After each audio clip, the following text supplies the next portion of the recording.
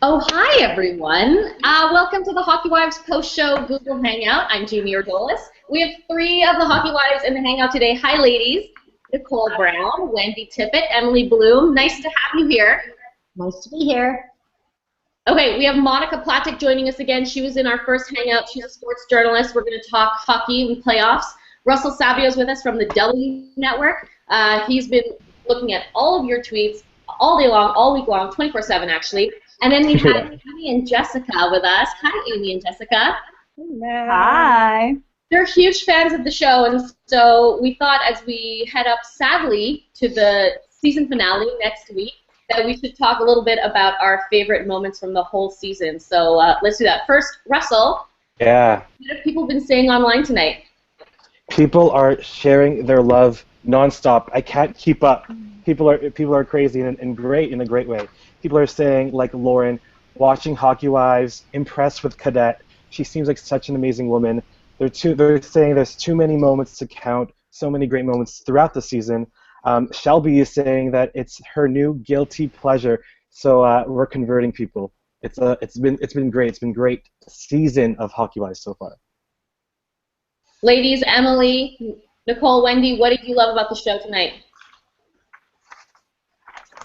Emily? Well, for me personally, I love watching Mary Pierre. I think she's so entertaining and just so fun to watch, just her energy and her excitement. So I love watching her, just her excitement when she was asked to be a godmother. I think that was sweet. Wendy? I love the skating because I was a figure skater too, so watching all of them skating, it just made me want to skate. And here I am living in this hot desert, and it's been a long time since I've gotten to skate. So watching MP out there skating, and I was just like, oh, I want to be doing that right now. It was amazing. And seeing Vancouver and seeing all these beautiful cities in Canada that I don't get to see very often, I just love that. And then Noreen's hair, that was great. She's pretty good. I don't know how often Mary Pierre skates, but you could tell that Brandon was into it. Like, never forget how to figure skate. Once you figure skate, like I figure skated. There was the picture they showed last time when I was 8 months pregnant of Dave and I skating. And I mean, I went on the ice 8 months pregnant. I could still, it's like, oh, I can still do this. I still remember. I didn't do any jumps, but I could still spin. Ladies, I want to see it. Favorite moments? Amy, Jessica, favorite moments? I really liked watching Cadet get the good news about her son and being able to put him in a regular school and being reunited with her husband. I think that's always a feel-good moment, and she's worked so hard for it, and so has her son. So it was happy to see him being rewarded for that. Nice. Emily, Monika. Yeah, Jamie. You know what, my favorite moment, I'm going to echo what a lot of you said. I think Cadet is such an incredible mother. I'm a new mom myself to a little 3-month-old girl, and I just can't imagine, dealing with the children and having to deal with that hockey schedule on top of everything else. She's the true all-star in this whole thing, I think. Well, speaking of an all-star mom and someone who can skate, Nicole, I'm going to throw this to you. Because right before the Hangout started, guys, I've got to tell everyone, just the most beautiful boys that Nicole has, they all ran in with Dustin. Tell everyone why, Nicole. So they sat down at the table tonight with Dustin to do their playoff brackets to pick who they think are going to win the Stanley Cup this year. So they ran in to give me all their papers so that I could put them somewhere safe so we can see who wins. Okay. Who's going to win, Nicole? Tell us. Who are their picks? So that they all picked somebody different. I don't have any two of the same. My youngest guy thinks that Chicago and New York will play in the final, and that Chicago will win. My middle son, I think, has the longest shot winner, but I would actually be disappointed to see them win. It would probably remind me of us winning in 2012 when we weren't supposed to. And he has Calgary winning and beating Washington in the final. Wow. I'm not sure a lot of people have that going on. So. How about the goalies? So you never know. Yeah. And then my oldest son has the Rangers winning Chicago in the final. I'm sorry, what was that? You cut out a second. My oldest has the Rangers beating Chicago in the final. So he's with you. Well, I think that the Rangers are going to win, but I think they're going to beat Anaheim in the final. I'm Okay. with Wendy, Emilie, Monika, what do you think? I think Anaheim and New York in the final too. That's my pick too. And I think New York will win. They're loaded. My gosh, if we could just have two of their players, I'd be so happy. I think that Carey Price is going to ride them all the way until the end. I think he's just had the most incredible time in the net since the Sochi Olympics, actually. He's been stopping everything that comes his way, and so I think this year the Habs are actually going to do it. And that's kind of controversial that I'm saying that because I was with the Toronto Maple Leafs for 6 seasons, and so major rival. But, again, I think the Habs have it. Montreal always has a way of winning like every 6 or 7 years. It just happens. It's just the way we all learned to respect it over the last 30 years. Emilie? Well, I'm pretty torn just because I grew up like a huge Blackhawks fan, and this round John is with the Wild playing the Blackhawks, and so it's really hard for me to publicize which team I'm going for. Obviously, I want Minnesota to go all the way and win. I think they're doing amazing this year, and they really have a chance.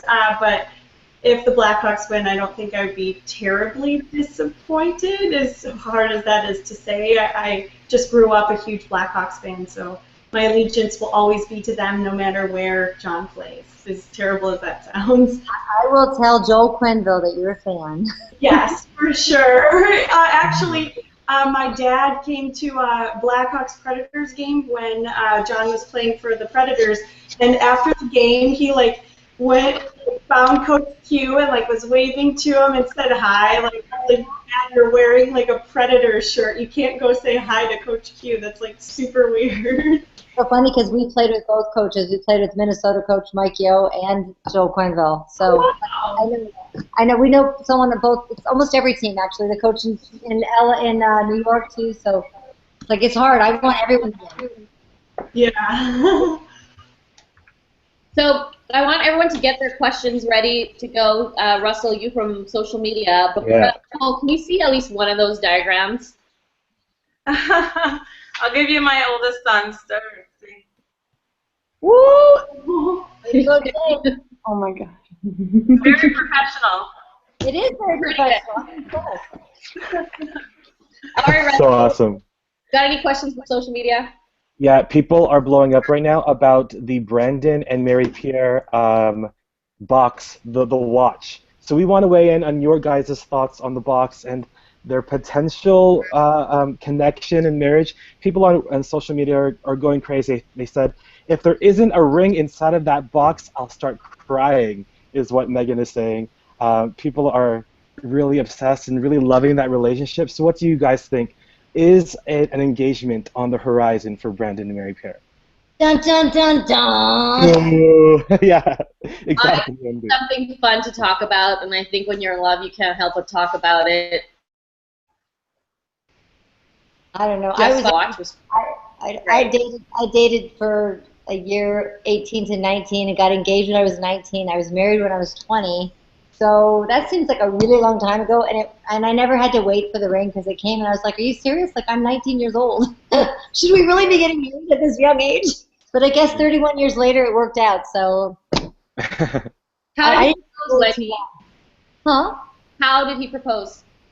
Oh my gosh, it was very romantic actually. I was working because I was a bartender in college. So I came home from work at 2 in the morning and I was exhausted. He had candles all over my apartment, and he had little notes. At each candle would tell you to go to the next note, and there would be another little message in the next one. And then when I got to the last one, and he was on his knee, the ring. It was very sweet. And they always say that how somebody asks you to marry him is what kind of husband they're going to be. So I've had 31 years of the best husband in the world. So obviously it all works out. That's nice. Lady, Amy, Jessica, any questions about the season? Take it away. Okay, so my question is, what has been the most cringe-worthy moment that either you've experienced or you've been watching and you've seen someone else experience? That's a good one. Yeah. It's so fun. Anyone? I cringe when I watch myself in the Hangout sometimes, so I'll say that. Who else?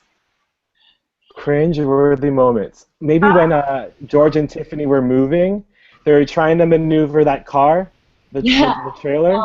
Slightly. That was my favorite moment of the season. Yeah. That was cringeworthy, for sure. That was cringeworthy. Yeah. And then the cringeworthy part where MP is gonna, cook Brandon's balls. That was a little cringeworthy. Oh, that was awesome. That is the best line of the season, I think. Oh my God, to be young. That's one of the questions we had. Who has the best one-liners in the show?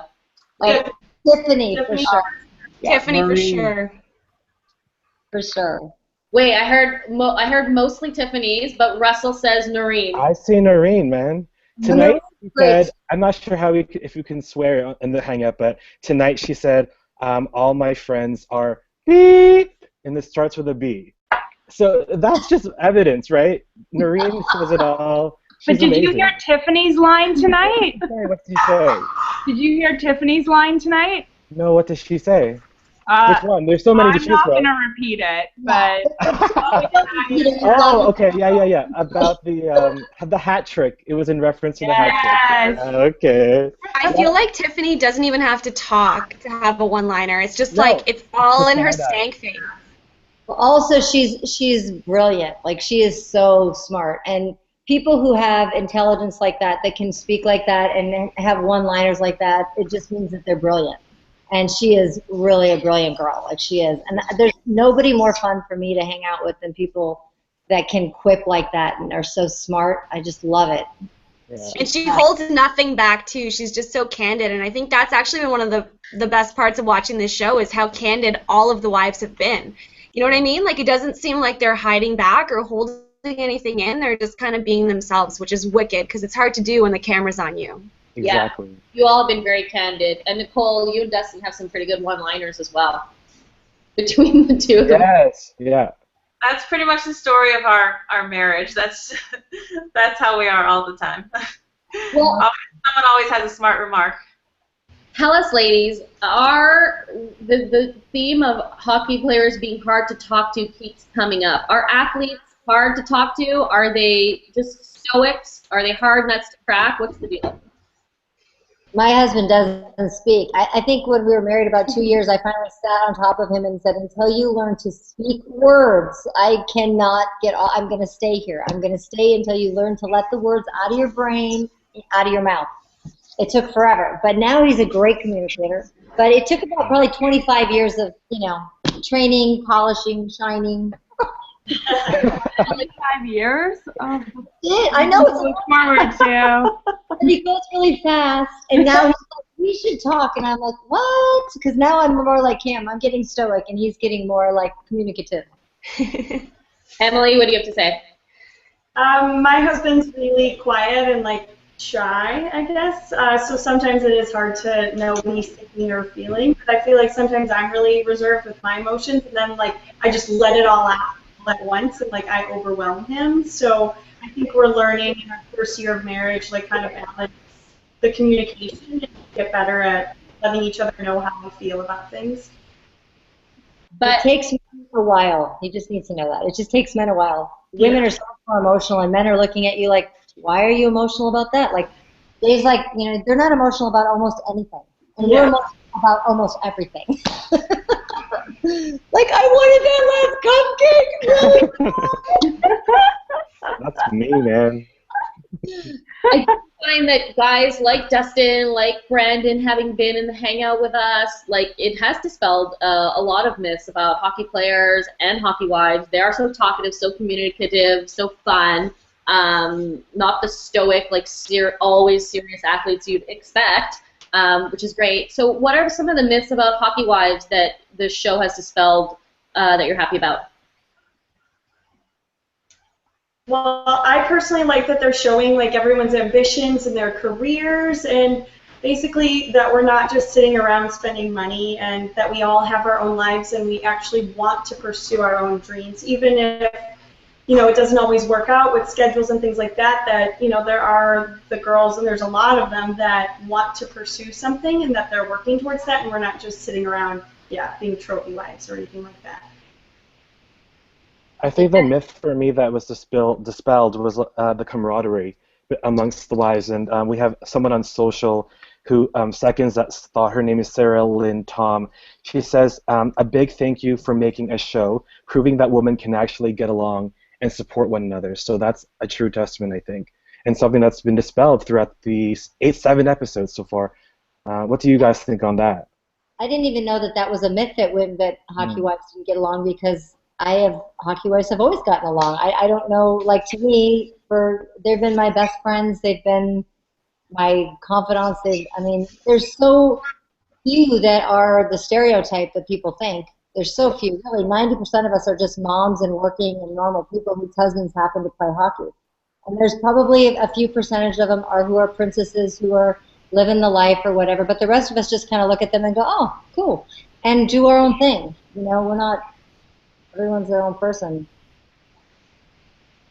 Amy, Jessica, what did you learn?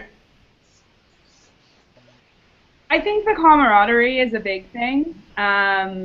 And I think just how much sacrifice you guys have had to make throughout your husbands' careers.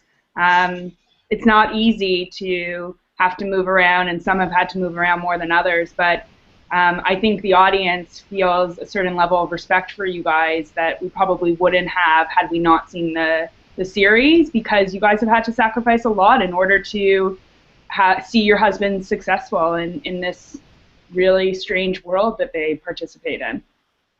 So true. It's hard. That actually is one of our most frequently asked questions, and we have a bunch of them that we've gathered for tonight. So, for example, Nicole, you've talked about how amazing a lifestyle it is to the point that it's important to you to keep it real for the kids, right? Because it's not normal. You said a couple of times that dad makes millions of dollars. That being said, because this is one of the biggest questions we've gotten, what's one of the biggest sacrifices you've had to make to be married to a hockey player? And then I'll have everyone answer. I think the biggest sacrifice is not necessarily for me, but for my kids, that they just don't have, their dad there for all the important stuff that, they wish that they did, or that I wish that they did. When I'm the only one sitting at their school play, or I'm the only one helping them blow out their first birthday candle, or I'm the only one taking them trick-or-treating, I think that's a huge sacrifice, because that's stuff that Dustin's never going to get back. When he retires, my kids are going to be past those ages where they're having all those first milestones and those big things happening in their life. And yes, he'll be there for great stuff after that, but he has had to watch so many things happen via Skype that I think that's a huge sacrifice, and it's harder for me to see him miss out on that for the kids than necessarily for me to not have him there, because I feel like I've been doing this for so many years. I'm in that mode where I know I have my routine. I have the way that I do things, and that's all fine, but it still makes me sad when he's not there for a birthday or an anniversary, or, the Valentine's Day, even when everybody else is out having their nice little dinners, and I don't think I've ever had Valentine's Day with Dustin. So I think I've had one in 33 years, so Valentine's Day is a bad one. I think we've had one New Year's Eve kiss in the 12 years that we've been in LA that he's been playing. Yeah. Wow. Wendy, what's your biggest sacrifice been? I think that was very similar, but when I was young, we didn't have even email. When my kids, we didn't have email, we didn't have cell phones, so no sex, Wendy. My goodness. We had nothing. So I would have to wait till he got back to the hotel room and then call his hotel room and talk to him.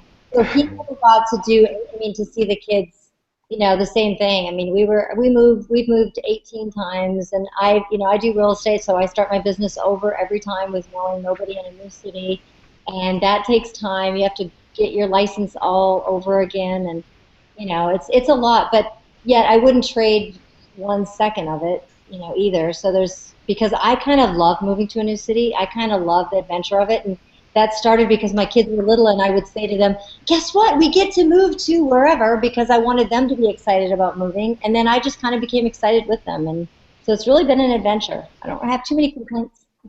I know a lot of people do fantasy real estate browsing when they travel to different cities for the fun of it. Is that potentially how your love of real estate was born? I think moving a lot and understanding that, oh my gosh, you don't want to lose money every time you move. So I had to figure out this real estate thing so that when we bought a house, that I would make sure I bought a house that when we sold it, number one, I could sell it quickly, and number two, it would sell for more than we bought it for. So I think that's kind of where it started, yes, for sure. Do you want to show everyone your kitchen that we got to see just before we started? Another sweet part of Wendy's house. Oh, beautiful. I have two kitchens, actually, but that's one of them. They're both for resale because I don't cook.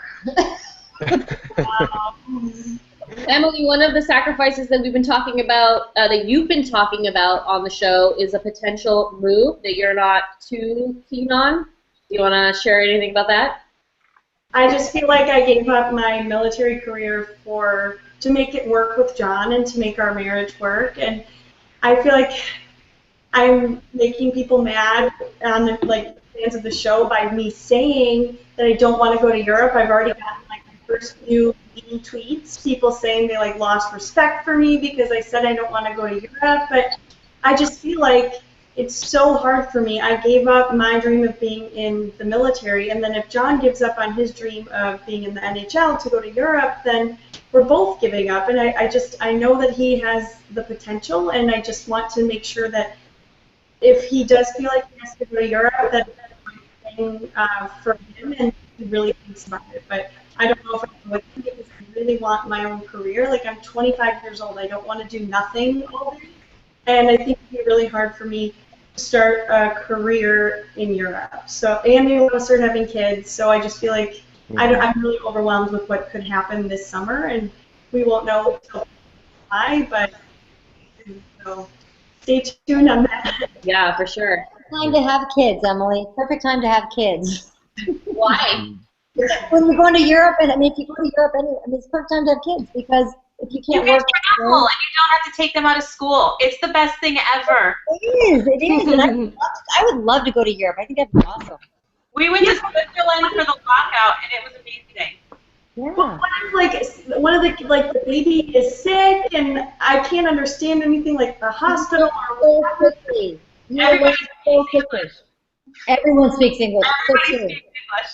Yes. That's what I don't know. I'm just scared. I don't know. Don't be scared. You know what? That's life is short. You have to live life fearless. You have to live life fearless. And if there's nothing else you can do, and just because he goes to Europe doesn't mean he won't come back to the NHL. A lot of guys go to Europe and then all of a sudden they kind of grow into they get another little area of expertise, and all of a sudden they come back to the NHL. So that's not giving up. Don't think that. That's very true. Nicole, you said during the walkout, you guys, where were you in Europe? We were in Zurich, in Switzerland, and we took all three boys. I think my youngest was, 1.5 maybe, and we hauled them all over to Switzerland, and we put them in a Montessori school, and there was other Canadian players there, and there was a couple other American players there, and everybody spoke English, and I am the worst traveler. I'd been to Switzerland one other time with Dustin for a week, but other than that, I'd never been out of Canada, and I was kind of like Emilie, very nervous just because I feel very out of my element when I don't know the language and I don't really know what I'm doing. I remember the first day that Dustin got there, he went to the grocery store, and he went to leave the grocery store, and he didn't realize that you needed to pay for parking inside the grocery store before you left. So he's in line to leave. He's got 20 cars behind him, and he can't get out of the grocery store because he didn't pay for his ticket. So every single car behind him had to back up so that he could get out and go inside the papers. And I'm like, thank God, I would have died from embarrassment. And he was like, thank God I was not with him. Dustin. It is what it is. What are you going to do? But it ended up being one of the best decisions that we made. The kids loved it. We spent so much time together because when you play in the Swiss League, you never spend a night away from home. And you have time off all the time. And we went to France, and we, went sightseeing in Paris, and we had time off to do things, and my kids got to see their dad every single day, and it was the best thing ever. I love Switzerland. That's my very favorite place. It was awesome, and the team was amazing. They helped us with everything. They help you find apartments. They help you with cars. They help you with schools if you have kids. And they do it for everybody on the team. It wasn't just because Dustin was an NHLer coming over. They do it for everybody. So you really have resources as soon as you get to your new city. Emilie's a little straight-faced. Emilie, no one's trying to convince you. Whatever happens, we're just giving you that to know that in case it ever happens, I promise you're going to love it. Exactly. I mean, I wouldn't venture to Siberia for your first outing. I mean, one of the teams that we were looking at, so that's probably not a good choice. Okay, that's where I would have to draw a big giant line in the sand. Yeah. Small print on the marriage contract. There's a little small print for places like that. I have some more of our top frequently asked questions, but does anyone want to jump in with anything from social media? Monika, Amy, and Jessica? I kind of want to know. I have a question for Nicole. I have a question for Nicole, actually. Nicole, one of the things I love to see in this season is that you're one badass hockey player. And I thought it was kind of funny how Dustin was like trying to coach you guys, but he kind of went off and didn't really do his job. Is there one part of the game that you actually think you're better than Dustin at? Because obviously he gets a lot of attention for being as good as he is. But let's get serious, sister. You were amazing. I don't know if I'd go that far. If there's any part of the game I'm better than him at, especially because he plays forward and I play defense, so it's totally different. But I think what they showed was a little bit deceiving because even though he sat on the side the first game, the last 2 or 3 games that we played, he was right there on the bench coaching. So I think he was a little camera shy. But he coached the rest of the games, and we won the rest of the games. So he tries to play it off like he didn't do his job. But after that first game when the cameras were gone, he did what he was supposed to do.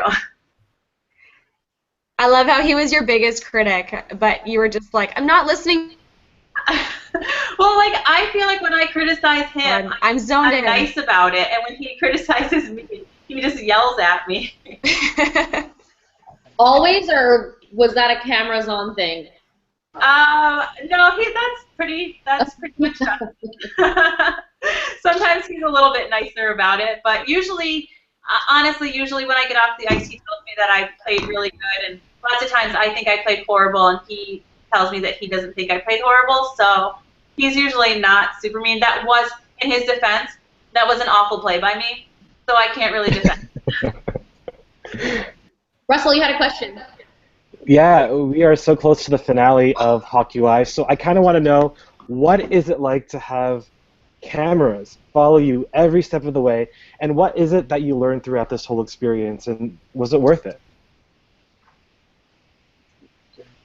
Emilie, I'm looking at you. Okay.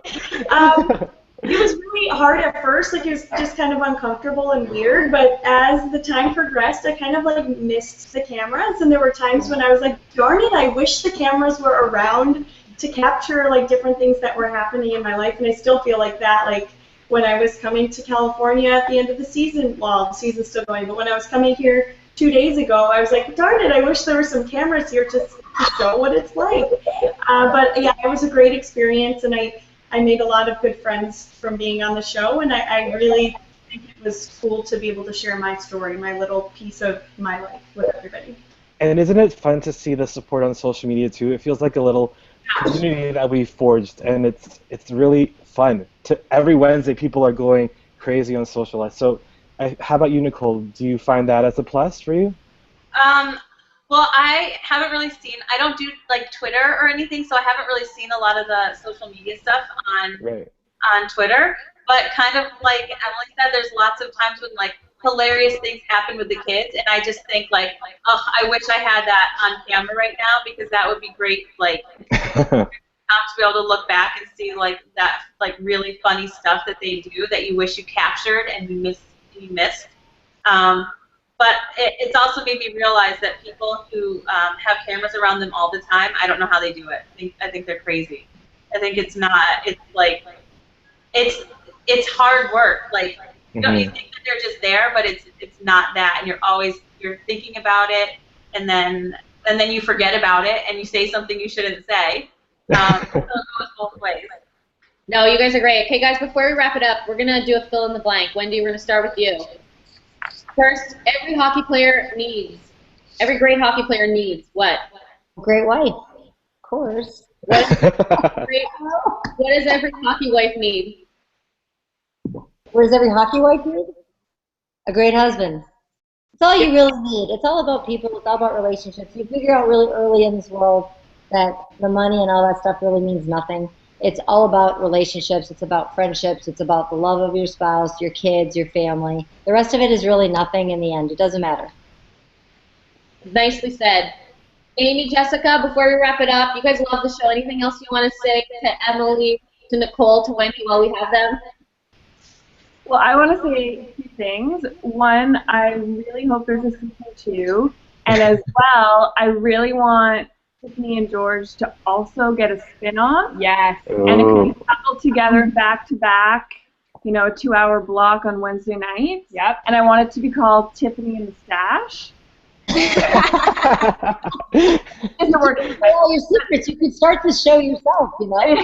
That's so good, yeah. But what I really wanted to say was that I think that this show probably at the beginning got lumped into the reality genre with, you know, wives shows, and this one was really different for, not that I watched those a lot, but this one is different because it's not, you know, it is following your real lives and your kids, and not everybody always has the perfect makeup on, and not everyone's going to a club and has a glass of champagne or having wine at, you know, noon in Atlanta or whatever. So anyway.